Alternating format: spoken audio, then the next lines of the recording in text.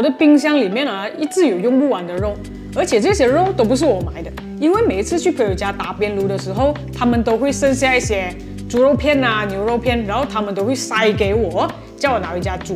今天我就用他们塞给我的牛肉片来做一个香辣土豆肥牛。好，我们先来调一下酱汁。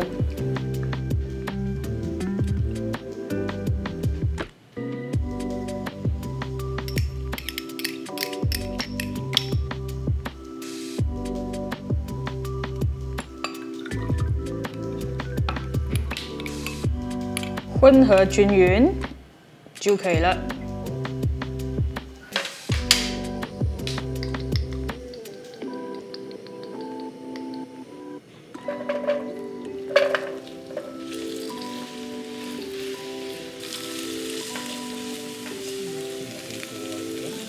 炒到土豆有一点焦香，现在我们就可以把洋葱丁也放进去。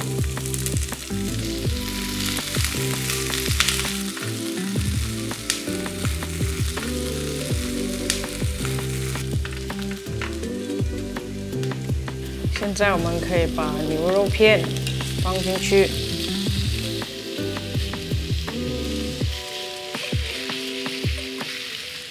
把牛肉片炒熟。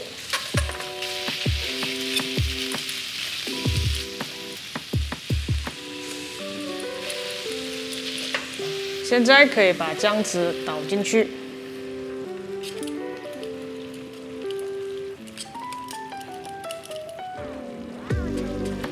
再放一点盐，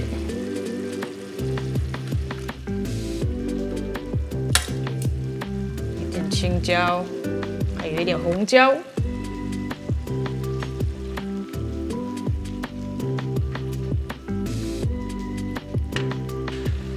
这样就可以了。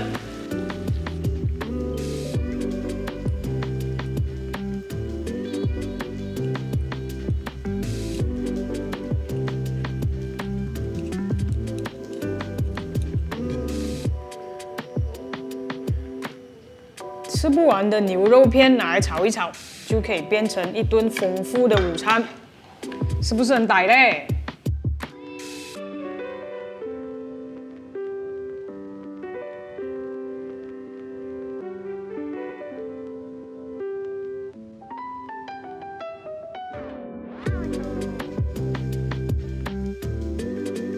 如果喜欢我们的影片的话，记得按赞、分享、订阅，还有开启小铃铛。那如果你有跟住我们的食谱做的话，不要害羞，记得 tag 我们。